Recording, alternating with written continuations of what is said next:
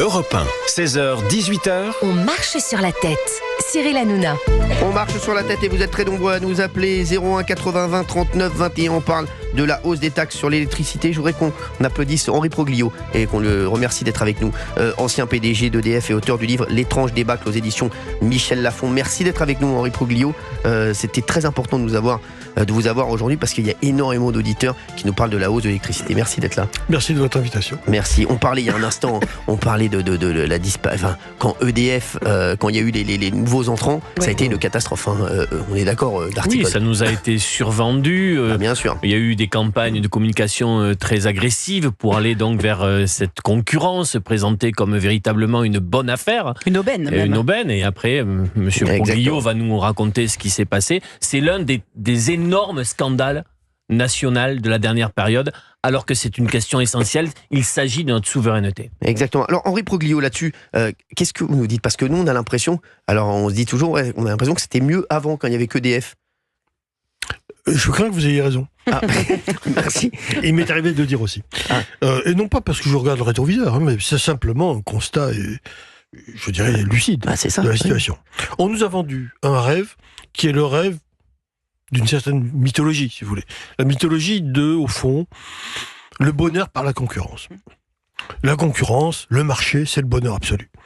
Vous n'êtes pas heureux, vous ne vous en rendez même pas compte, vous êtes client d'un monopole d'État, et donc, en conséquence, on veut vous libérer de ce carcan et vous donner la liberté de la concurrence, le bonheur d'enfin naviguer dans un monde moderne.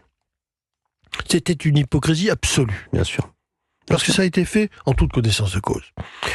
Quand je regarde la situation ex-ante, c'est-à-dire avant cette dérive, c'est-à-dire un EDF dont je dois dire que je ne pourrai jamais le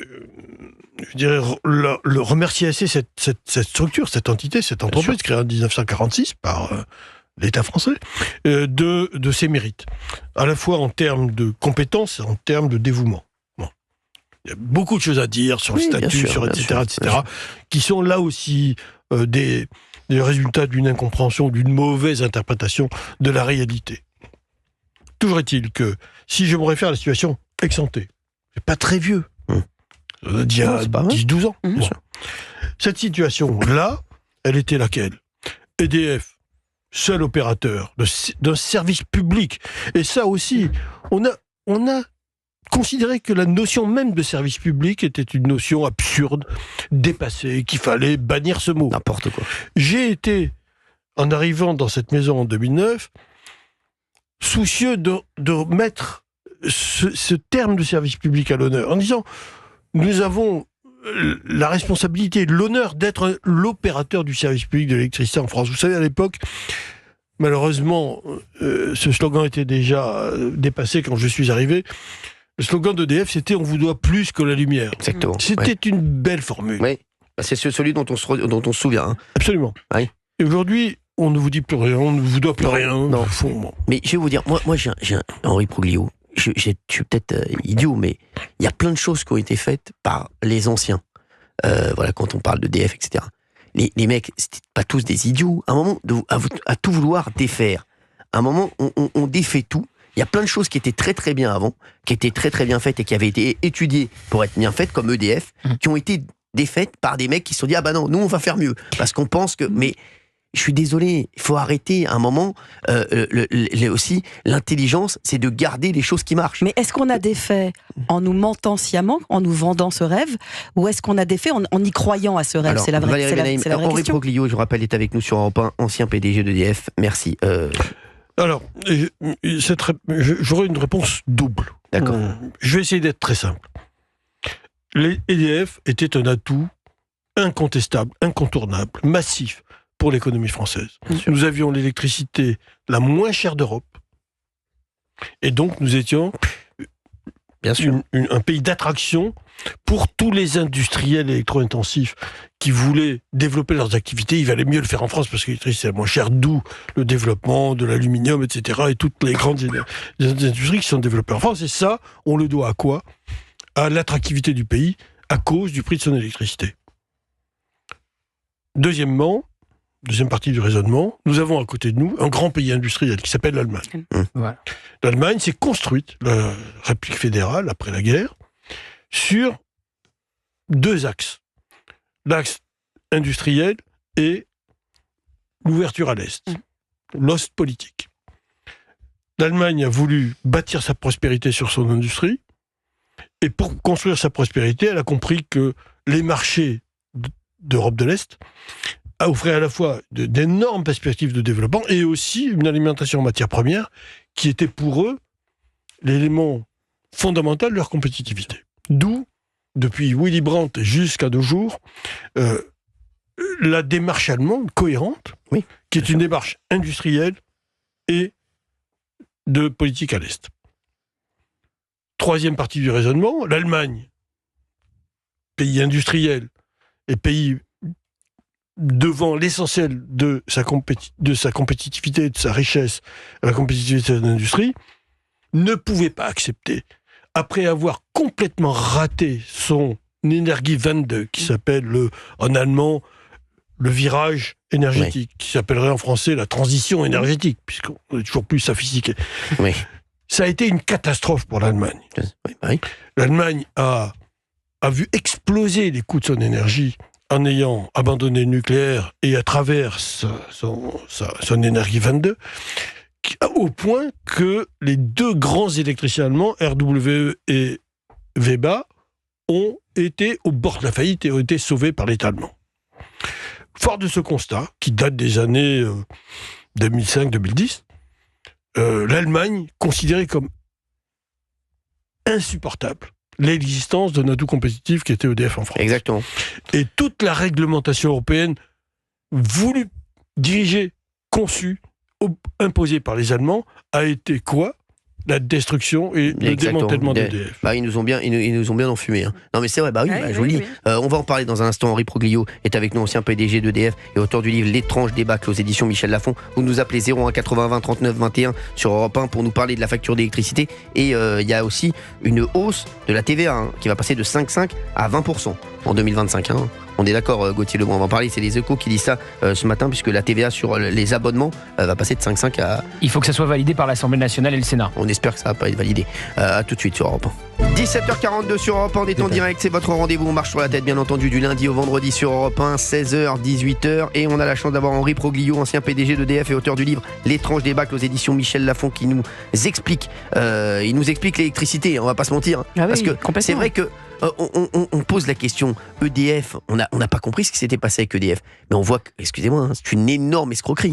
On commence à le comprendre. Oui, on commence à le comprendre, mais c'est bien de le redire sur Europe 1, et merci Henri Proglio d'être avec nous sur Europe 1 en direct. Vous nous appelez 01 80 20 39 21, vous réagissez bien entendu, et Gauthier Lebret, vous aviez une question pour Henri Proglio. Parce que vous n'êtes pas le seul à faire ce constat. L'ancien patron de GDF, Loïc Le Floch-Prigent, dit exactement la même chose que vous. Donc on voit que les grands patrons qui ont été au cœur et à la tête de l'industrie de l'énergie en France ont le même constat. Pourquoi on est allé se coucher devant les Allemands ? Pourquoi on a accepté le marché européen de l'électricité ? Et pourquoi on ne demande pas tout simplement d'y mettre un terme ou de faire une parenthèse, comme l'ont demandé d'ailleurs les Espagnols il y a quelques temps de cela ?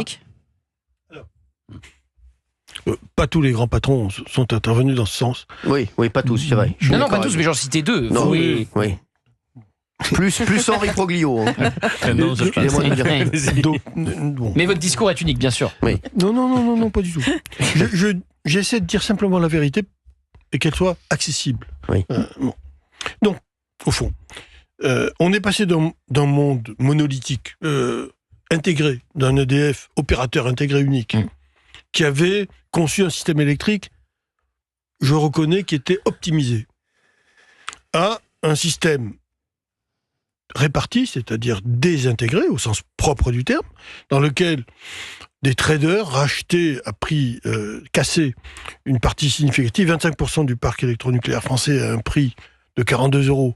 Et encore, je me suis battu comme un fou, parce qu'on voulait m'imposer 36. Enfin, mais pourquoi on a cédé aux Allemands ? Alors, c'est un autre sujet. Mais pour finalement arriver à une situation dans laquelle, au fond, ce fameux marché, alors en plus, il a fallu parfaire la désintégration.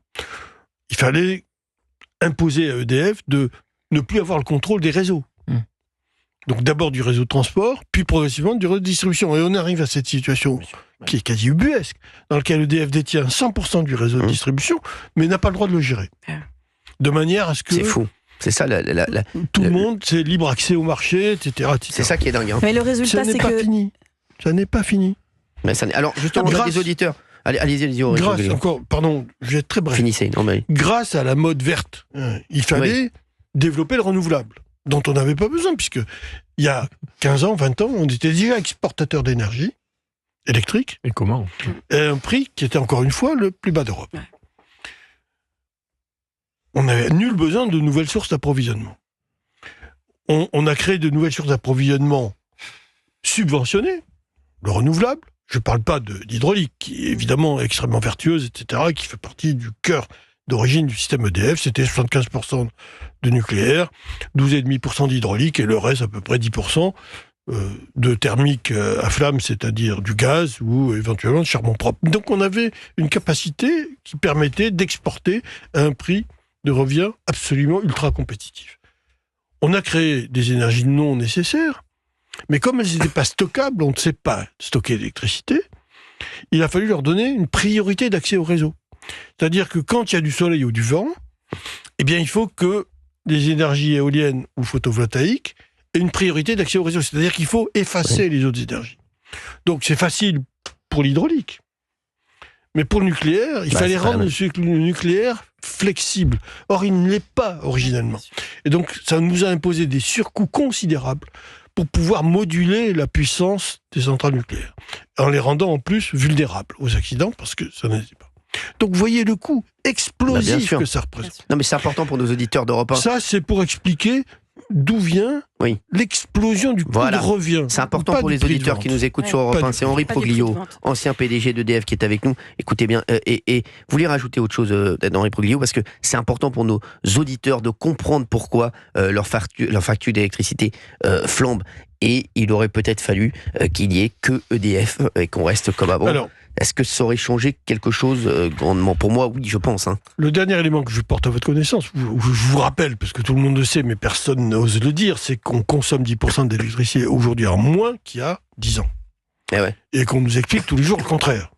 Et qu'on nous dit, à longueur de temps, il faut tripler le renouvelable, parce qu'on va avoir des besoins explosifs.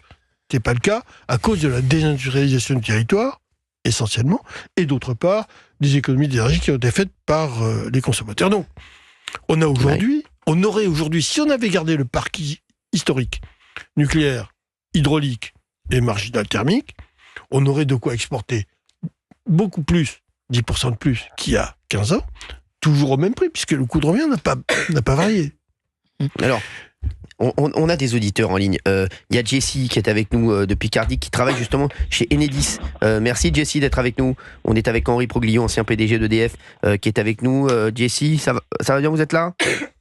Bonjour, oui, je suis là, je vous entends. Merci Jessie, merci d'être avec nous. Vous travaillez chez Enedis. Vous dites que le prix va encore flamber, vous dites. Ça va être de pire en pire. Pour moi, ça va être de pire en pire, parce que ça me demande tout l'État directement, quoi.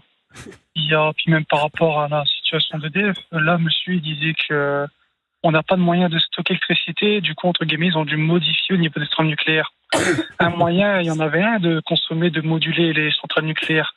Il y avait Sébastien Gouspillou, qui est un Français qui est dans l'industrie du mining de cryptoactifs, qui avait proposé pour les centrales hydrauliques pendant un moment, il y a 10-15 ans, de mettre des fermes de minage au niveau des centrales hydrauliques, au niveau des parcs nucléaires. L'appel d'offres avait été fait, tout a été signé, et à la dernière minute, ça avait été annulé par EDF, quoi. Après, pour quelles raisons ? Il y en a pas parlé directement, mais des solutions, il y en avait, quoi. Après, pour moi, c'est une volonté de vouloir détruire l'industrie d'EDF et tout ce qui va avec, quoi. Alors, Henri Proglio, peut-être... Pour faire très simple, on n'a aujourd'hui pas d'autres systèmes compétitifs de stockage que les barrages hydrauliques. C'est le seul moyen efficace et compétitif. Mais aujourd'hui, Henri Proglio, pour les auditeurs qui nous écoutent sur Europe 1, est-ce que la facture va encore flamber et ça va aller jusqu'où, en fait? C'est ça, parce que... Non, mais, encore une fois, on a aujourd'hui atteint des niveaux de facture qui sont exagérément dopés par les des erreurs qui ont été commises, Oui, à la oui. fois de déstructuration, en même temps. Oui, mais c'est les Français qui développement payent. des- Oui, Encore. non, mais- Oui, je sais. Comme toujours, quand il y a Ouais. des bêtises faites, c'est les Français qui paient. Toujours est-il que... est-ce qu'on peut effacer toutes les erreurs qui ont été faites et revenir à la situation d'origine ? J'aimerais vous dire que j'y crois. Sauf à revenir à une souveraineté énergétique. Oui, mais ça va alors, être compliqué. On va y venir. Mais pour autant, il n'y a pas de raison que les factures flambent. Il n'y a aucune raison. Sauf à considérer que le marché, ce qu'on appelle le marché de l'électricité en Europe, est un marché complètement erratique, qui dépend d'éléments qui échappent totalement à la maîtrise de notre pays et qui sont liés à des conjonctures géopolitiques ou industrielles locales. Donc c'est vrai que dans ce secteur-là, la maîtrise de notre souveraineté énergétique était indispensable si on voulait protéger les Français de cette dérive. Bien sûr. On a fait l'inverse. Il serait temps qu'il y ait au moins une prise en considération de cet événement-là. Et donc, peut-être qu'on considère que la France devrait gérer cette propre souveraineté ou reconquérir une partie au moins de cette souveraineté pour protéger les Français. Je crois que c'est indispensable, à défaut de quoi la dérive sera totale. Et je ne parle pas des augmentations de taxes qui sont effectivement du ressort de chaque gouvernement. C'est pas parce qu'on aurait notre souveraineté énergétique qu'on éviterait l'augmentation des taxes. Mais on éviterait l'explosion des prix. Mais juste, Henri Broglio, on a l'impression qu'il y a eu une succession d'erreurs qui ont été faites. Et c'est un petit peu comme ça dans tous les domaines. Hein. C'est ce qu'on voit. À chaque fois, c'est une succession d'erreurs. Et derrière, c'est les Français qui payent la facture à la fin. Et c'est vrai qu'aujourd'hui, je vois pas comment, comme vous l'avez dit, on pourrait revenir à une souveraineté énergétique. Ça me semble L'Espagne et le compliqué. Portugal l'ont fait. Oui, mais... On peut se... Il faut une vraie volonté politique. C'est ça. Oui. Mais Il faut, une lucidité, deux, une volonté. Il faut sortir du marché européen de l'électricité pour vous ? Oui, voilà. Oui, c'est ça. C'est ça. Faut arrêter. Parce que la vraie question, elle est là. Donc il faut sortir du marché européen de l'électricité. Mon opinion, c'est qu'il faut en sortir. Et comment vous analysez le double langage d'accord. du gouvernement ? Au lieu de parler de hausse et d'être clair, votre facture va augmenter, on dit la baisse va être moins importante. Comment vous analysez cela ? Oh, ça, c'est normal, c'est de la com. Du langage Effet de langage. Mais C'est à de la la fin, com. pour les auditeurs qui nous écoutent, leur facture va augmenter. Quand vous analysez les annonces du gouvernement, Non, leur facture va augmenter dans les mois qui viennent ? Comme on est indexé sur le marché européen de l'électricité, que le marché est en train de baisser, fortement baisser. Pourquoi ? Parce que l'explosion des prix du gaz a eu une conséquence, c'est la baisse des volumes d'achat. Et d'autre part, pour l'électricité, de la même manière, la baisse de la production industrielle en Europe, et pas uniquement en France. Oui, il y a la situation catastrophique de l'Allemagne, qui est le pays le plus industrialisé d'Europe. L'industrie allemande se porte très très mal. Donc les consommations sont en baisse. Et du coup, les prix de l'électricité et du gaz baissent. Ça aurait pu impliquer une baisse corrélative des prix en France aux consommateurs. Évidemment, si on en profite pour mettre des taxes à la place, ça augmente la valeur finale, à défaut de la valeur absolue. Merci Henri Broglio, franchement c'était trop court, désolé, hein. Franchement on aurait aimé vous avoir encore plus longtemps avec nous. Merci d'avoir été avec nous sur Europe 1, ancien PDG d'EDF et auteur du livre vraiment l'étrange débâcle aux éditions Michel Lafon. Ça c'est très important, surtout en ce moment. Franchement, si vous ne l'avez pas encore lu, n'hésitez pas, l'étrange débâcle aux éditions Michel Lafon. Merci Henri Broglio d'avoir été avec nous sur Europe 1. Merci à tous les auditeurs de nous avoir appelés. On en prendra encore plus demain et tout de suite c'est Laurence Ferrari avec Punchline sur CNews et Europe 1. Tout de suite.